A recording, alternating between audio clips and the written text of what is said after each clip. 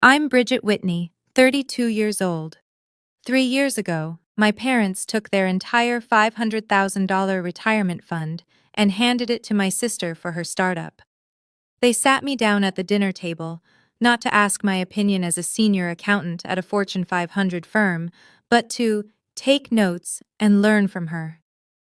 When I pointed out the red flags in her financial projections, my mother cut me off. "Don't be jealous, Bridget. You just don't understand business."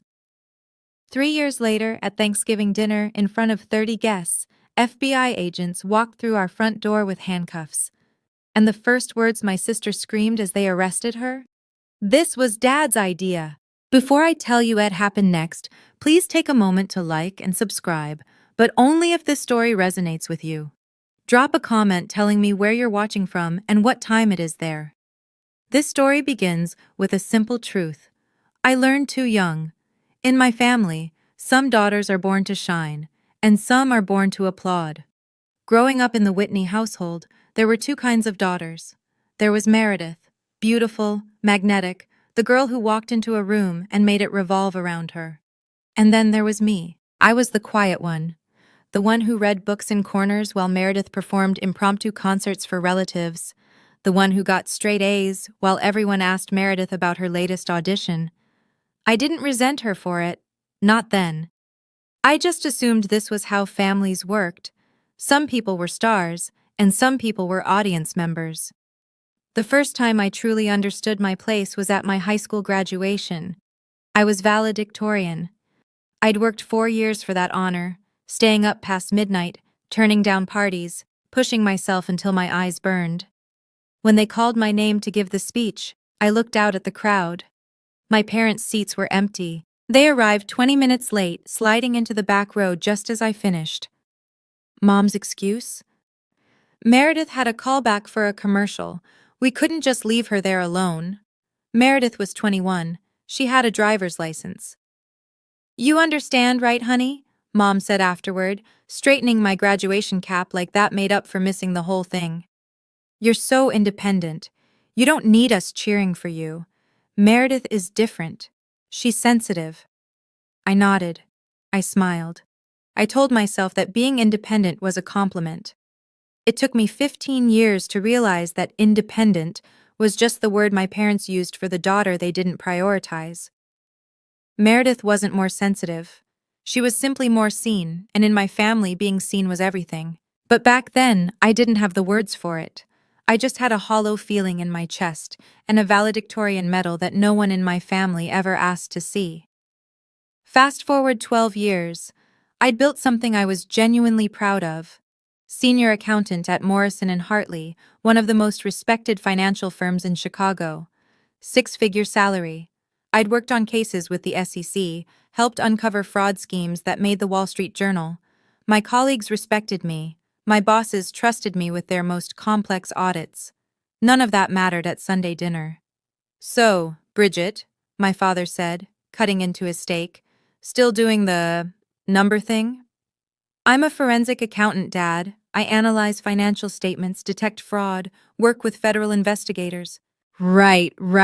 He waved his fork dismissively. "Lots of typing." Meredith laughed from across the table. At 35, she was between jobs again. Consulting, she called it, which meant unemployed with a better vocabulary. But the way my parents looked at her, you'd think she was waiting for her Nobel Prize. "Meredith's exploring some incredible opportunities," Mom announced, refilling my sister's wine glass. "She has such vision. Not everyone can see the big picture like she does." "Bridget's good at the small picture," Dad added. "Details, that's valuable too. Someone has to do the behind-the-scenes work." I set my fork down. "I testified in a federal fraud case last month. The defendant is facing 15 years. Silence. Then Mom, "That's nice, honey. But it's still working for someone else, isn't it? Meredith's going to build something of her own someday. She has the entrepreneurial spirit." I looked at my sister, who smiled at me with something that wasn't quite sympathy and wasn't quite triumph. She'd always been fluent in that particular expression. The skill they dismissed, my ability to see what didn't add up, would eventually reveal everything. But they weren't ready for that conversation yet. The call came on a Tuesday evening, 6 months after that dinner. "Family meeting tomorrow night," Mom said. "Meredith has something important to share. Be there at 7. Dress nicely." I almost asked why dressing nicely mattered for a family dinner, but I'd learned that questions only prolonged these conversations. The next night, I walked into my parents' house to find the dining room transformed. Meredith had set up a projector and laptop. A screen displayed her company logo, Nova Tech Solutions, in sleek silver letters. "Sit, sit!" Mom ushered me to a chair. "This is so exciting." Dad was already seated, practically vibrating with anticipation. I'd never seen him this engaged in anything I'd ever done. Meredith launched into her pitch. AI-powered data management for small businesses, revolutionary technology, disrupting the industry. She used every buzzword in the startup playbook. I listened, I watched the slides, and my stomach began to sink. "Our projected first-year revenue is $2 million, Meredith announced proudly. $2 million, with no existing client base, no proven product, no technical co-founder. And I'm thrilled to announce," she continued, her voice trembling with rehearsed emotion, "that Mom and Dad have agreed to be my first major investors." Mom grabbed Dad's hand. "We're putting in $500,000. The room tilted. "That's," I started, then stopped. "That's your entire retirement savings." "An investment in family," Dad corrected. "Meredith's going to make us all rich." Meredith beamed. "I've already secured interest from angel investors. This is just the beginning." I stared at the projector screen, at numbers that didn't make sense from any angle I could calculate. And I made a choice that would define the next 3 years of my life. I opened my mouth to speak. "Meredith," I said carefully, "your revenue projections, what are they based on?" She stiffened. "Market research, industry standards." "Which industry? Because SaaS companies typically take 3 to 5 years to—" "Bridget," Mom's voice was sharp. "Not tonight. I'm just asking questions. Dad, you're putting in $500,000. Don't you want to see the client acquisition model, the burn rate? Who are these angel investors?" Meredith's smile didn't waver, but her eyes went cold. "You wouldn't understand, Bridget. This is startup culture. It's not like your little accounting job." "My little accounting job involves analyzing exactly these kinds of—" "Enough." Dad stood up. "Bridget, this is your sister's moment. We didn't invite you here to interrogate her." "I'm not interrogating. I'm asking basic due diligence questions that any investor would—" "We're not any investors. We're family." Mom's hand found Meredith's shoulder. "We believe in her. Why can't you?" The question hung in the air like an accusation. I looked around the table, at my father's defensive posture, at my mother's protective grip on Meredith, at my sister's barely concealed smirk. "I believe in facts," I said quietly, "and these numbers don't add up." "You're jealous." Mom said it like a diagnosis. "You've always been jealous of Meredith. She has something you don't. Vision, charisma, the courage to dream big. And instead of supporting her, you're trying to tear her down." Meredith dabbed at her eyes with a napkin. "I just wanted us to celebrate together, as a family." Dad put his arm around her. "We are celebrating. Bridget, apologize to your sister." I stood up from the table. "I hope I'm wrong," I said. "I really do." But I wasn't wrong. And somewhere in my father's eyes, just for a moment, I saw that he knew it too. That night, I couldn't sleep. I sat at my kitchen table until 3 a.m., writing an email I knew would probably go unread. But I had to try. I detailed everything. The unrealistic revenue projections, the vague references to angel investors with no names attached, the missing operational budget, the fact that Meredith had no technical background and hadn't mentioned a single developer on her team. I attached articles about startup failure rates. I included a spreadsheet showing what responsible early-stage funding actually looked like. I ended with, "Please, just hire an independent auditor before you transfer the money. I'll pay for it myself. Give me 2 weeks to verify her claims. That's all I'm asking." I sent it to both my parents. 2 weeks passed. Nothing. I called Mom. Did you read my email? Bridget, it was very long. Did you read any of it? A sigh. Honey, your father and I appreciate your concern, but we've made our decision. The money transferred yesterday. My chest tightened. Yesterday? Meredith needed it for a time-sensitive opportunity. Some big client meeting. You know how business works. You have to move fast. No, I knew exactly how this worked. And this wasn't business. This was a disaster in slow motion. Mom, please, just promise me you'll keep records. Get everything in writing. If anything seems off. Good night, Bridget. The line went dead. I sat there in the dark, phone still pressed to my ear, listening to silence. Then I did something I'd never done before. I created a folder on my computer labeled Novatech. I saved the email there, not to say I told you so later, not to build a case. I saved it because I needed proof, for myself, that I had tried, that I wasn't crazy for seeing what I saw. 1 year later, I almost believed I'd been wrong. Mom's birthday party. Meredith pulled up in a gleaming white BMW, designer sunglasses perched on her head, looking like she'd stepped out of a magazine. Company car, she announced to the gathering relatives, running her hand along the hood. Well, technically a lease, but Novatech covers it. Aunt Margaret nearly sprained something rushing over to congratulate her. Meredith, you're doing so well. Your parents must be so proud. We are, Dad said, puffing up like he'd invented the internet himself. I always knew she had it in her. I stood by the punch bowl, watching the performance. Because that's what it was. A performance. I'd worked with enough companies to recognize the signs. The car was leased, not owned. Meredith's assistant was actually a freelancer she'd hired for the day. The office space she'd shown in Instagram photos? A co-working space rented by the hour. But everyone was buying it. Hook, line, and sinker. Bridget! Aunt Margaret cornered me by the appetizers. Still doing taxes? Forensic accounting. That's nice. You should ask Meredith for some career advice. She really knows how to play the game. I bit my tongue so hard I tasted copper. Later, I overheard Mom in the kitchen.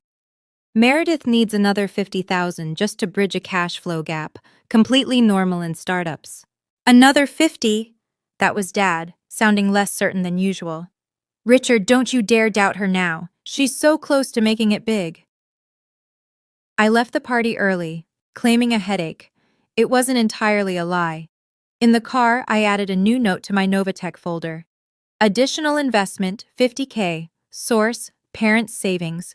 0 documentation requested. The dominoes were lining up.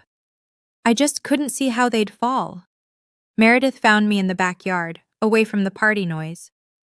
Why do you always look like someone died? I turned. She was backlit by the string lights Mom had hung, champagne glass in hand, every inch the successful entrepreneur. Nice car, I said. What's the lease payment? Her smile flickered. What's that supposed to mean? Nothing. Just curious about your burn rate. My what? How fast you're spending money versus making it. Basic startup metrics. I kept my voice neutral. You raised another $50,000 from Mom and Dad. That's $550 total. What's your monthly revenue? Meredith stepped closer. Why are you doing this? Doing what? Asking questions? Trying to sabotage me. Her whisper turned venomous. You've always been jealous, since we were kids. You couldn't stand that I was the pretty one, the talented one, the one everyone actually liked. I'm not jealous, Meredith. I'm concerned. About what? About where the money is actually going.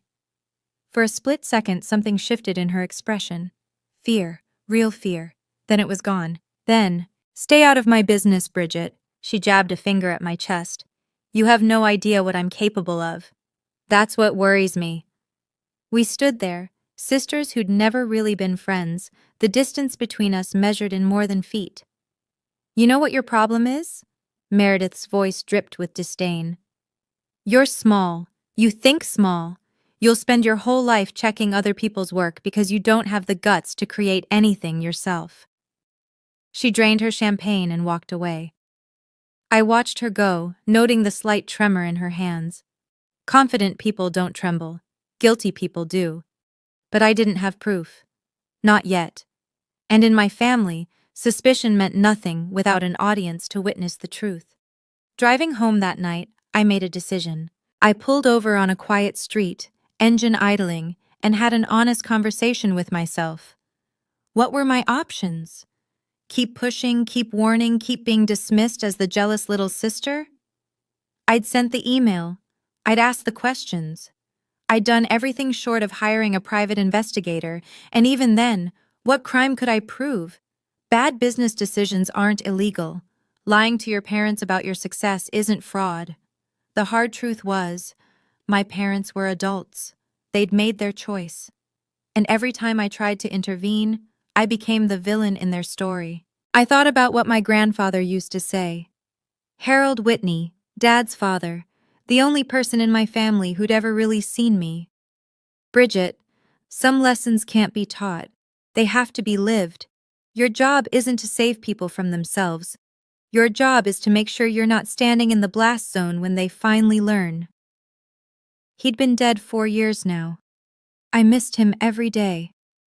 I picked up my phone and called my father. Bridget, it's late. I know.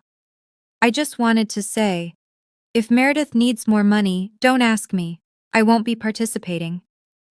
Silence. I'm not saying this to be cruel, I continued.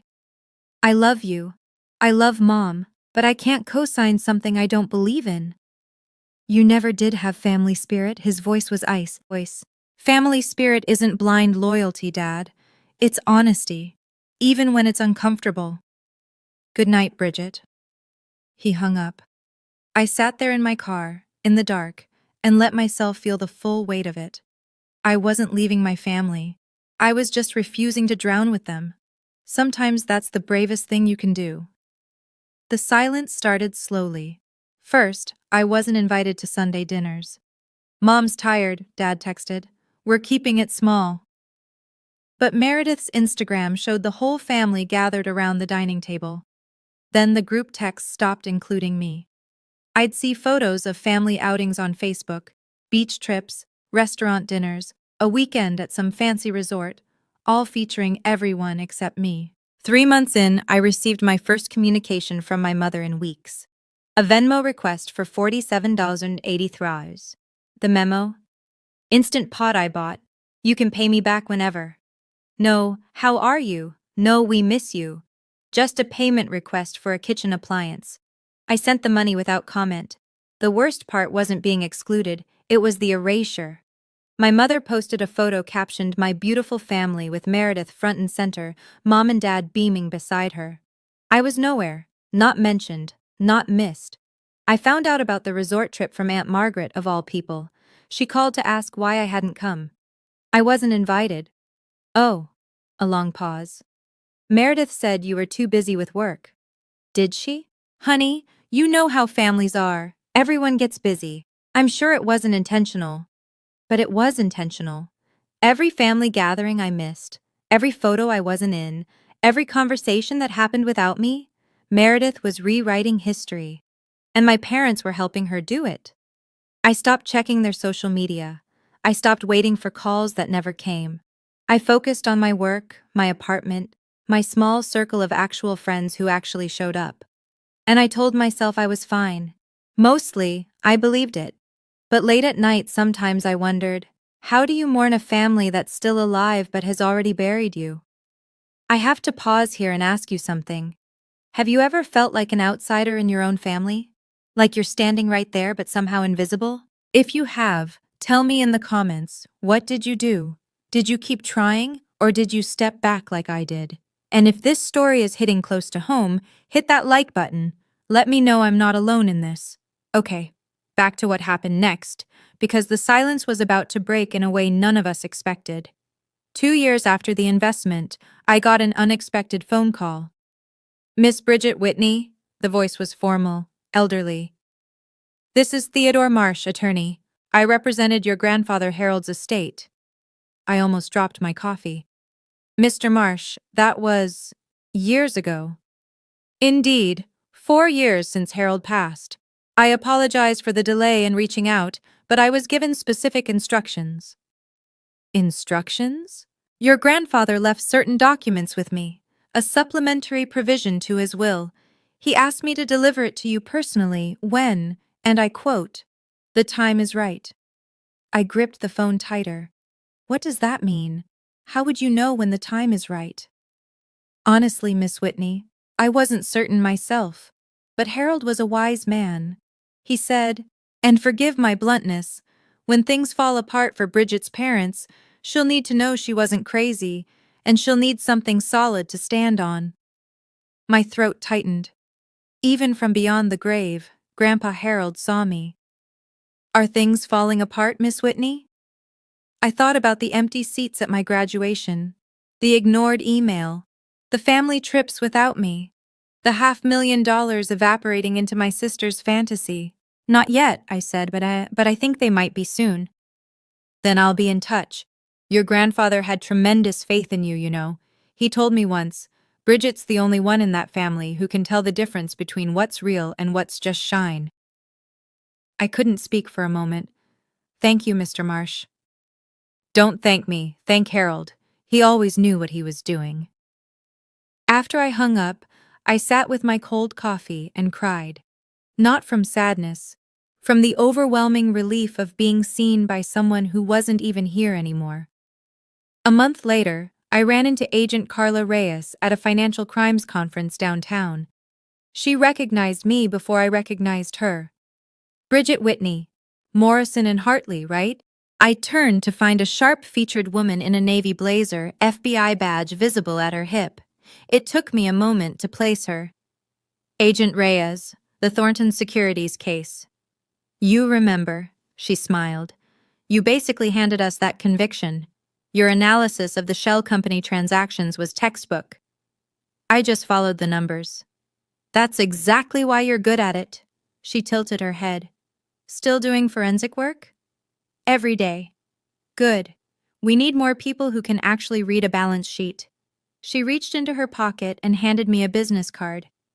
I'm heading up the white-collar crime unit now. If you ever see anything unusual in your work, give me a call. I looked at the card. Simple. Official. FBI seal in the corner. What kind of unusual? The kind that keeps you up at night. Her gaze was knowing. I've been doing this job for 15 years. You learn to recognize when someone's carrying something heavy, and you look like you're carrying something. I almost told her. Right there, in that conference hall with 300 people milling around. I almost said, my sister's running a scam and my parents gave her $500,000 and nobody will listen to me. But I didn't. Just work stress, I said. Sure. She didn't push. But if that stress ever has a name and a dollar amount, you know where to find me. I slipped the card into my wallet behind my driver's license. I told myself I'd never use it. Funny how the things we tell ourselves are rarely true. 3 years after my parents wrote that check, my phone rang on a Tuesday afternoon. Bridget? Mom's voice was bright. Too bright. I'm calling about Thanksgiving. I almost didn't answer. Our last conversation had been 4 months ago, and only because I'd texted her happy birthday. What about it? We're hosting this year. Big gathering. 30 people. Family, friends, the Hendersons from next door. Meredith has a special announcement, and we want everyone there. Another announcement. Another chance for Meredith to shine while I stood in the shadows. I don't know, Mom. Work's been... Bridget. Her voice hardened. You will be there. This is important to your sister, to all of us. Whatever issues we've had, we're still family. Still, I wanted to laugh. Family. The word meant something very different to me than it did to her. What time? 4 o'clock. Wear something nice. And Bridget? She paused. Try to be supportive this time. No negativity. No negativity. as if asking questions about where $500,000 went was negativity. "I'll be there," I said. After I hung up, I sat at my desk and stared at nothing. 3 years. In that time, I'd been promoted twice, bought my own condo, built a life entirely separate from the family that didn't want me. I'd learned to stop checking Meredith's social media, to stop wondering what they were saying about me at dinners I wasn't invited to, but some part of me, the little girl who'd searched for her parents' faces in a graduation crowd, that part still hoped. Maybe things had changed. Maybe this invitation meant something. I picked out a nice dress, navy blue, conservative, professional. I had no idea I was dressing for a funeral. I arrived 15 minutes early. My first mistake. "Oh good, you're here." Mom thrust an apron at me before I could even take off my coat. "Help me with the appetizers, and the drink station needs setting up." I looked down at the apron. It had cartoon turkeys on it and said, "Gobble till you wobble." "Where's Meredith?" "Resting upstairs. She's been working so hard on her presentation. We need to let her conserve her energy." Of course. I spent the next hour arranging cheese platters, filling ice buckets, and greeting guests at the door like hired help. Aunt Margaret, Uncle Thomas, 3 sets of cousins I barely recognized. The Hendersons, who'd watched me grow up and now looked at me like they couldn't quite remember my name. By the time Meredith made her entrance, the living room was packed. She descended the staircase like a movie star, red dress, professional makeup, heels that probably cost more than my monthly car payment. Everyone turned. Everyone applauded. My mother actually wiped away a tear. "Doesn't she look wonderful?" Mom whispered to Mrs. Henderson. "That's my entrepreneur." I stood by the punch bowl in my navy dress and turkey apron, pitcher of lemonade in hand. Aunt Margaret sidled up to me. "Bridget, still doing— what is it you do?" "Forensic accounting." Right, numbers." She waved dismissively. "You know, you could learn a thing or two from your sister. She's got that spark, that ambition." Across the room, Meredith caught my eye. She raised her champagne glass in my direction with a smile that said exactly what she thought of me. I smiled back. And I made myself a silent promise. Whatever happened tonight, this was the last time I would stand in this room feeling small. Dad called for everyone's attention just before we sat down to eat. "Before we say grace," he announced, standing at the head of the table, "I want to raise a toast. To family, to success, and to my daughter Meredith, who's proven that the Whitneys know how to dream big." Applause rippled through the room. 30 people, champagne glasses raised. 3 years ago, Patricia and I made the best investment of our lives. $500,000 in Novatech Solutions. He beamed at Meredith. And I am proud to say, it's paying off beyond our wildest dreams. I stood frozen by the sideboard, still holding the gravy boat. Now I don't want to leave out our other daughter. Dad turned to me, and the warmth drained from his voice. "Bridget, we hope that someday you'll learn from your sister. Maybe take some notes, figure out how to stop working for other people and actually build something of your own." Laughter. 30 people, laughing. "After all," Dad continued, encouraged by the response, "someone has to be the worker bee while the rest of us think big. Right, Bridget?" More laughter. Uncle Thomas slapped his knee. Aunt Margaret covered her smile with her napkin. Mom chimed in. "Don't worry, honey. Being an employee is respectable too. Not everyone can be a leader." I counted the faces. 30 people who'd just heard my father call me a failure. 30 people nodding along. 30 people who would remember this moment at every future gathering. I set down the gravy boat. I did not cry. I was long past tears. But I made sure to memorize every face, every smirk, every person who laughed at my expense. Because somewhere, deep in my bones, I knew. This story wasn't over yet. The doorbell rang. Mom frowned at the interruption. Who could that be? Everyone's already here. She handed her napkin to Dad and walked to the front door. I watched from my spot by the wall, still holding a serving spoon, still wearing that ridiculous apron. The door opened. 2 people in dark suits stood on the porch. The woman in front held up a badge. "Mrs. Whitney, I'm Special Agent Carla Reyes, FBI. This is Agent Morrison. May we come in? The living room went silent. 30 people turned toward the foyer like a single organism. FBI? Mom's voice cracked. There must be some mistake. No mistake. Carla stepped inside, her eyes scanning the room until they landed on my sister. We're looking for Meredith Whitney. The color drained from Meredith's face. She stood frozen in her red dress, champagne glass still in hand. What is this about? Dad strode forward. This is a private family gathering. Meredith Whitney. Carla's voice cut through his bluster. You're under arrest for securities fraud and wire fraud in connection with Novatech Solutions. You have the right to remain silent. Anything you say can and will be used against you in a court of law. Agent Morrison moved toward Meredith with handcuffs. The room erupted. Gasps, whispers. Someone dropped a wine glass, and through all of it, Carla's eyes found mine across the room. She gave me the smallest nod.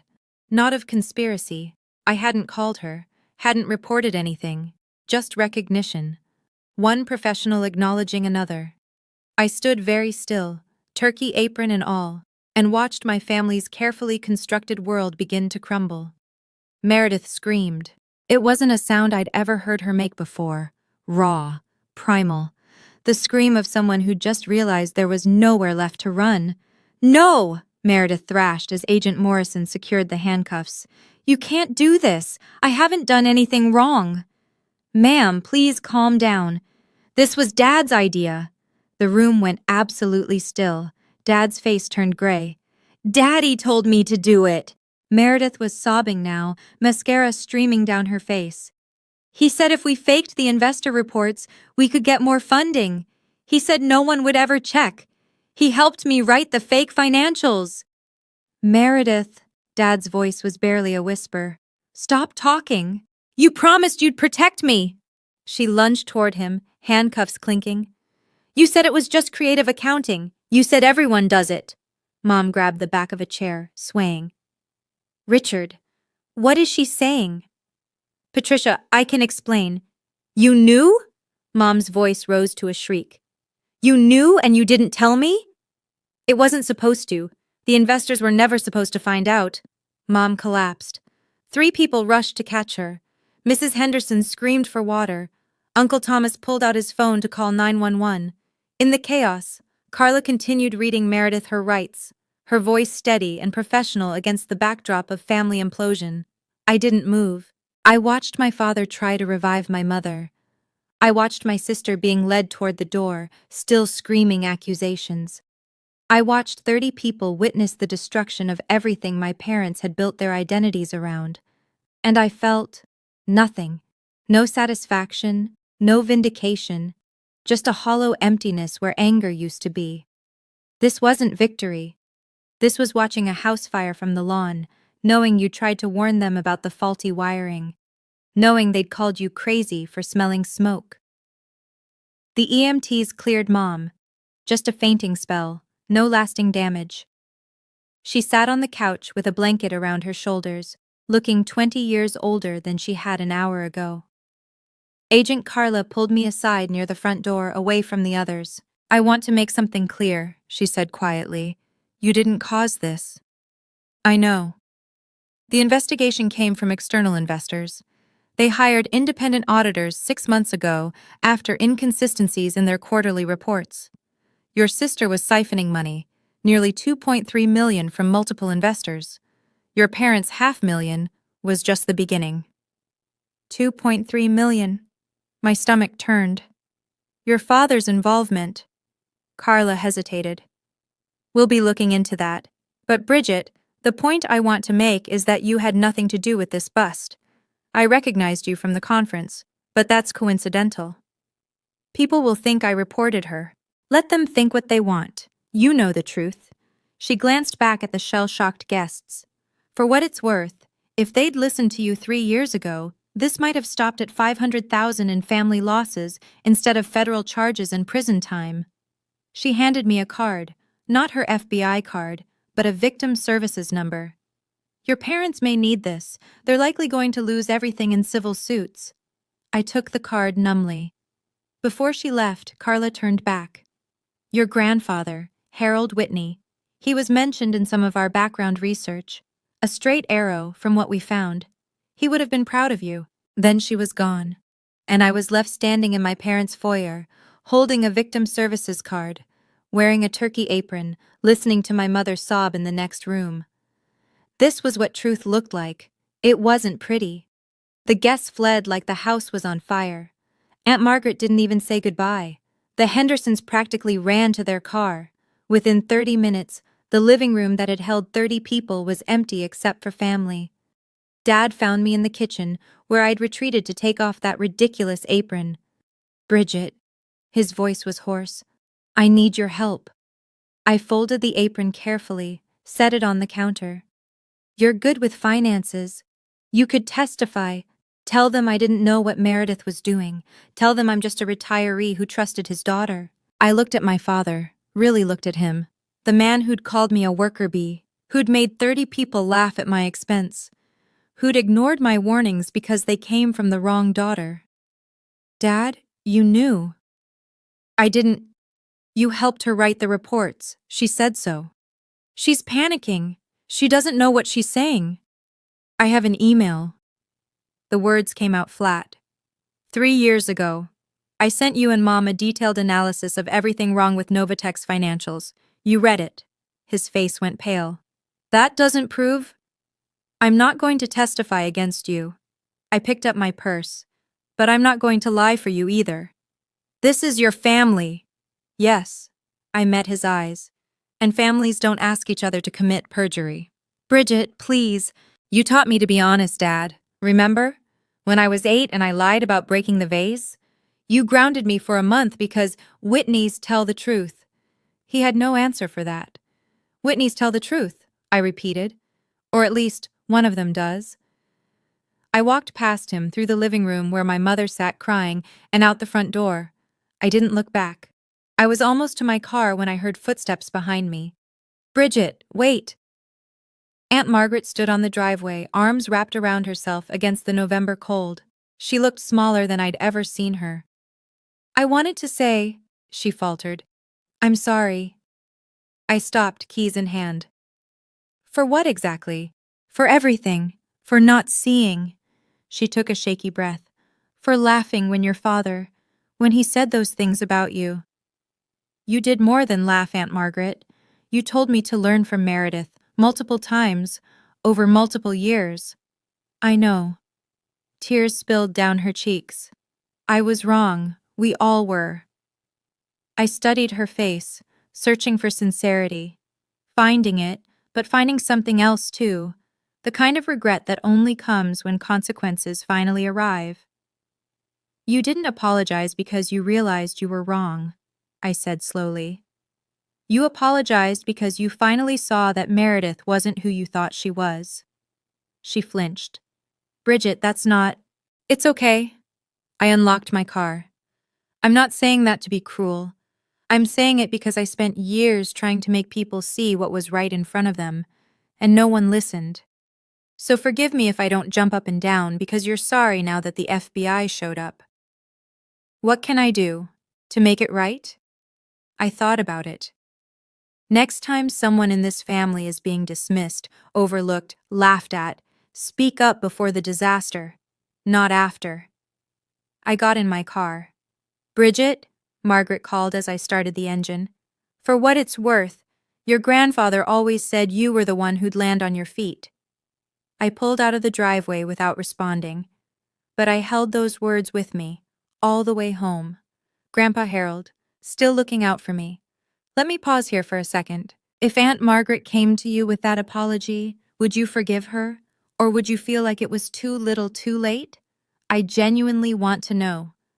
Drop your answer in the comments, and while you're thinking about it, if this story is making you feel something, hit that like button. It helps more than you know. Now let me tell you what happened in the weeks that followed. 3 days after Thanksgiving, Theodore Marsh called again. Miss Whitney, I believe the time has come. His office was exactly what you'd expect from a 70-year-old estate attorney: dark wood, leather chairs, walls lined with law books that probably hadn't been opened in decades. He gestured for me to sit. "Your grandfather Harold came to me 4 years ago, shortly before he passed." Mr. Marsh opened a manila folder. He added a codicil to his will, a supplement kept separate and confidential. Why separate? Because he didn't want your father to know about it until after everything was settled. Mr. Marsh slid a document across the desk. "Harold left you the lake house in Lake Geneva." I stared at the paper. Lake Geneva, Grandpa's cabin, where we'd spent summers fishing and reading and not talking about anything important, just being. I'd assumed it went to Dad with everything else. "The property is valued at approximately $800,000, Mr. Marsh continued. "It's been maintained by a property management company, paid through a separate trust Harold established. All yours, free and clear." My hands trembled as I picked up the document. "There's a letter as well." Mr. Marsh handed me an envelope with my name in Grandpa's shaky handwriting. I opened it. "Bridget, if you're reading this, things have probably fallen apart the way I always feared they would. I'm sorry I couldn't do more while I was alive. Your father is my son, but that doesn't make me blind to his faults. You were always the one who saw things clearly. This house is yours because you'll take care of it the way it deserves, the way I always knew you'd take care of yourself." "I see you, sweetheart. I always did." Grandpa Harold. I cried in Theodore Marsh's office for 20 minutes. He handed me tissues and said nothing. Some silences are the kindest thing. Word travels fast in families, even broken ones. 2 weeks later, my mother called. "Dad left you the lake house?" No hello. No how are you. "How could you not tell us?" "I just found out." "That property should have gone to your father. It was Harold's. It belongs with the family." "I am family, Mom." A pause, then, "You need to sell it. The proceeds should be split. Meredith's legal fees—" "No." "Bridget, you don't understand. Your sister is facing federal charges. Your father might be indicted. We've had to hire lawyers, the investors are filing civil suits, we could lose everything. And I'm sorry about that. Genuinely. But I'm not selling Grandpa's house to pay for consequences I warned you about 3 years ago."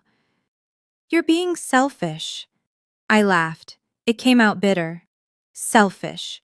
When you and Dad took your retirement money and gave it to Meredith without even asking my professional opinion, that wasn't selfish? That was an investment. That was favoritism, Mom, dressed up in business language. You bet everything on the wrong daughter, and now you want the right daughter to bail you out." Silence. "I love you," I said, and meant it. "But love doesn't mean I set myself on fire to keep you warm. Grandpa left me that house because he trusted me. I won't betray that trust." "Your grandfather would be ashamed of you." "No," my voice was steady.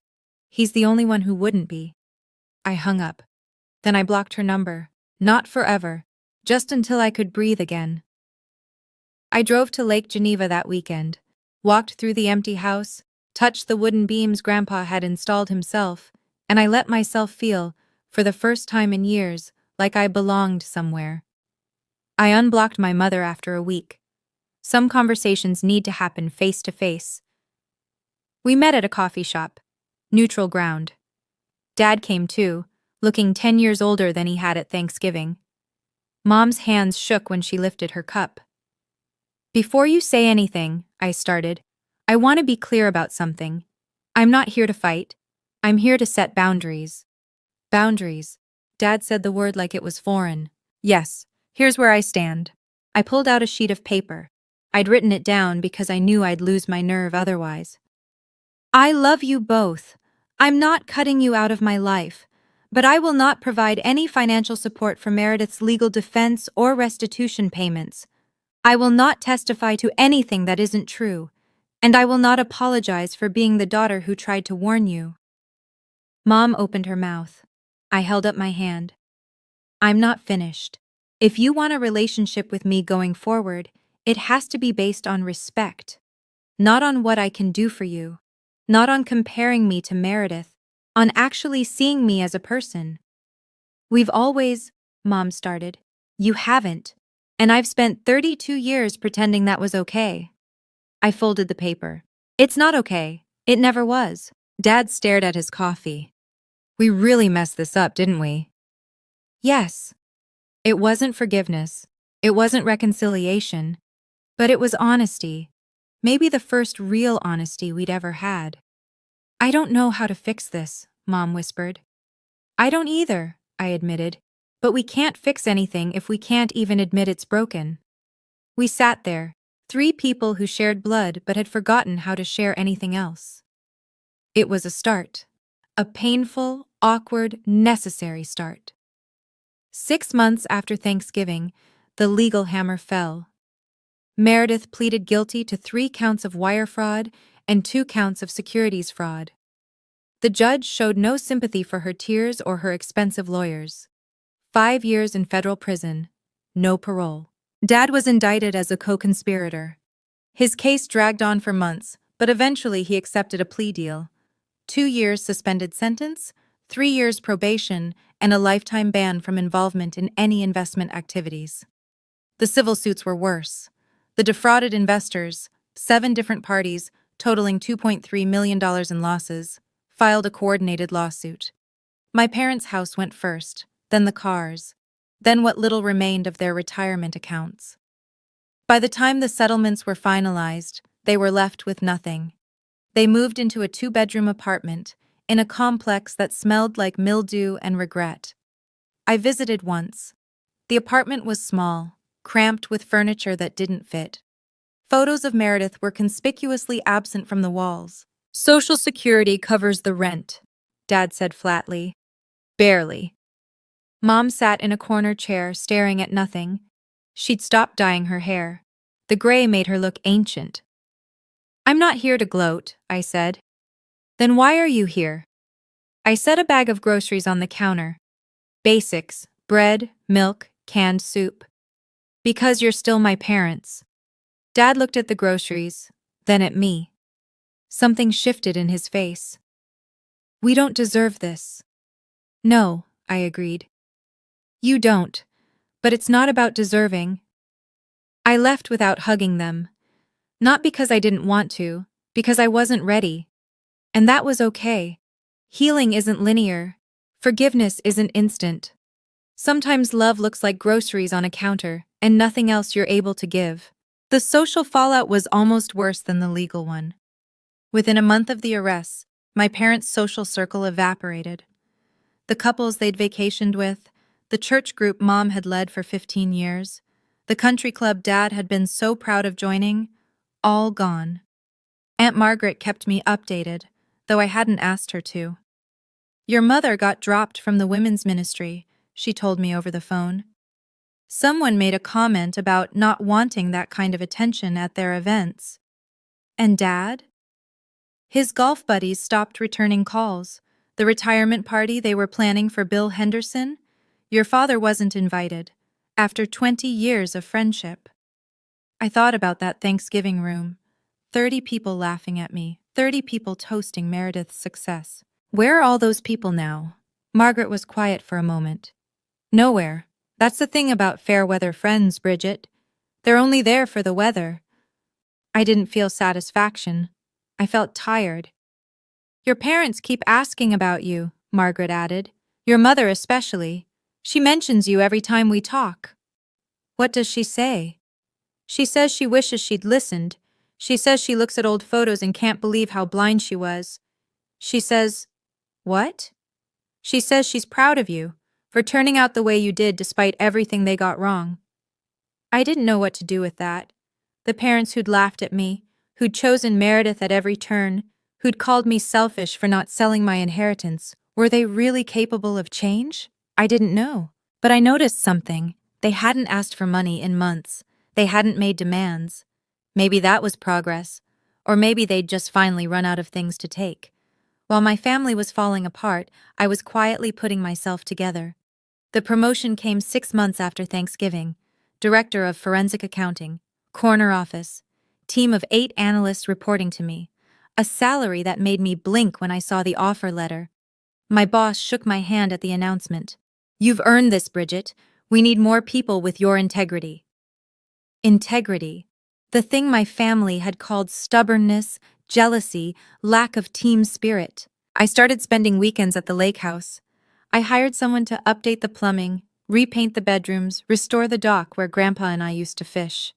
I created a reading nook in the corner with the best light and named it Harold's Corner. And I started therapy. It wasn't easy, nothing worth doing ever is. But sitting in Dr. Patterson's office every Tuesday, unpacking decades of feeling invisible, learning to recognize my own worth, it changed something fundamental in me. You spent 30 years seeking validation from people who weren't capable of giving it, Dr. Patterson said once. That's not a character flaw, that's survival. But you're not just surviving anymore. She was right. I was building. In the spring, I met someone, James, a carpenter of all things. Grandpa would have loved the irony. He was quiet, steady, the kind of man who showed up when he said he would and meant what he said. Our third date, he asked why I seemed surprised that he called when he promised to. I'm just not used to people keeping their word, I admitted. He reached across the table and took my hand. Then let me get you used to it. No grand gestures, no dramatic promises, just presence, consistency, the things I'd been starving for my whole life. 1 year after Thanksgiving, my phone buzzed with a text from an unblocked number. Mom, can you call me when you have a moment? I don't need anything, I just want to talk. I stared at that message for 2 hours before responding. The call was awkward. Long silences, false starts. But something was different. I'm not calling to ask for money, Mom said first thing. I want you to know that. Okay? I've been going to a therapist. Your father thinks it's a waste, but... She laughed weakly. I think I needed someone to help me see what I couldn't see on my own. And what's that? How much I failed you. Her voice broke. I've been going through old photos. Your graduation. I wasn't there, Bridget. My daughter's valedictorian speech, and I wasn't there because Meredith had an audition. I remember. How do you remember without hating me? I thought about it. I did hate you. For a while. But hate is heavy, Mom. I got tired of carrying it. She cried then. Not the theatrical crying I'd grown up with, but something raw and ugly and real. I'm sorry, I'm so sorry. Not because I want something from you. Because I owe you an apology I should have given years ago. I didn't say it's okay, because it wasn't. But I said, thank you for saying that. Can we try? To have something? I don't expect you to forget. I just want a chance to do better. I watched the sunset through my lake house window. The water was golden, peaceful. We can try, I said, slowly. It wasn't forgiveness. It wasn't even trust. But it was a door, left slightly open. That would have to be enough for now. 18 months after the arrest, I drove to Alderson Federal Prison Camp in West Virginia. I don't know what made me go.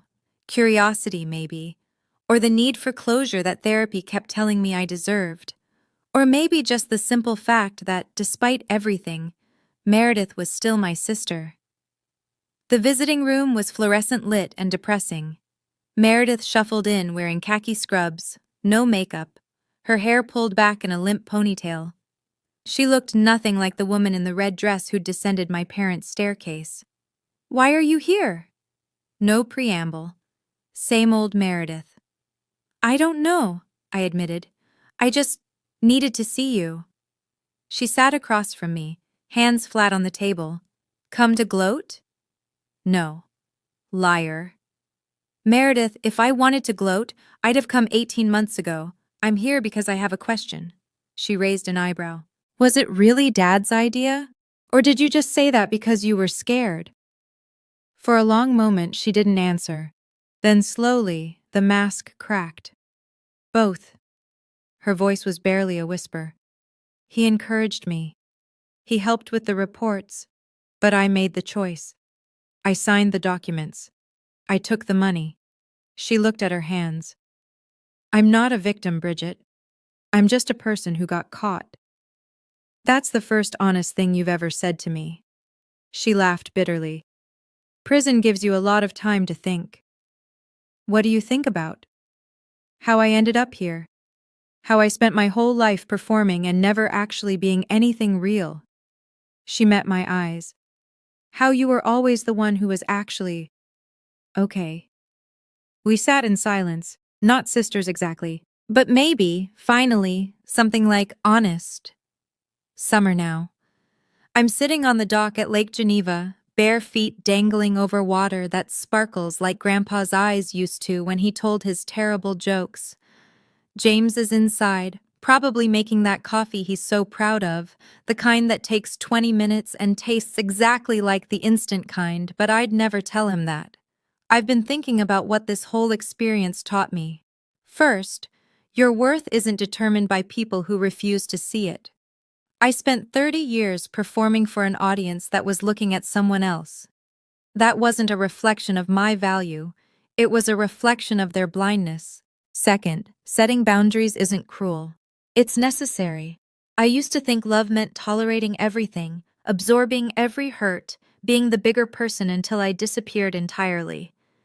Now I know that real love, including self-love, requires limits. Third, sometimes the best thing you can do is step back and let consequences happen. I didn't take revenge on my family. I didn't call the FBI. I didn't orchestrate their downfall. I just refused to participate in their delusion, and eventually, reality caught up. Grandpa understood this. That's why he left me the house. Not as a weapon against Dad, but as solid ground for me to stand on when everything else washed away. I still see my parents occasionally. Mom more than Dad.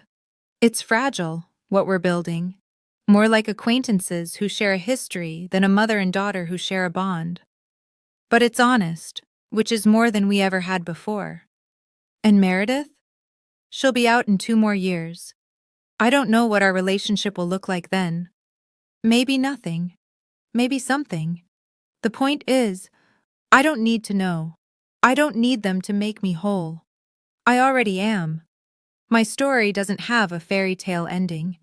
There's no scene where my parents fall to their knees and beg forgiveness while violins play. No moment where Meredith and I embrace and promise to be best friends forever. No perfect family photo where everyone's smiling and the past is magically erased. Real life doesn't work that way. But here's what I do have. I have a career I'm proud of, built on skills that people used to mock. I have a house filled with memories of the one person who always saw me clearly. I have a partner who keeps his promises and doesn't understand why that's remarkable. I have peace. My boundaries look like this now. I love my family from a distance. I show up when I can, help when it doesn't harm me, and protect my peace above all else. I don't hate them. Hate takes too much energy. But I also don't pretend anymore that their approval means anything. The people who laughed at me that Thanksgiving, they've mostly faded away. Some have reached out with awkward apologies. I accept the apologies and decline the dinner invitations. If you're watching this and seeing yourself in any part of my story, the overlooked sibling, the dismissed expert, the family scapegoat, the person screaming truth into a void of deaf ears, I want you to know something. You are not crazy. You are not jealous. You are not too sensitive. You are seeing clearly in a room full of people who've chosen blindness. And eventually, the light catches up. So that's my story. Thank you for listening to all of it. Now I want to hear yours. Drop a comment below. Tell me about a time when you finally stopped shrinking and started standing tall. I'll read every single one. If this story resonated with you, if it made you feel seen, or angry, or hopeful, please hit that like button and subscribe. It genuinely helps more than you know. And turn on notifications so you don't miss the next story.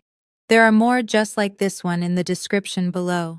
Stories about family, boundaries, and finding your worth. Until next time, protect your peace. You've earned it. See you in the next one.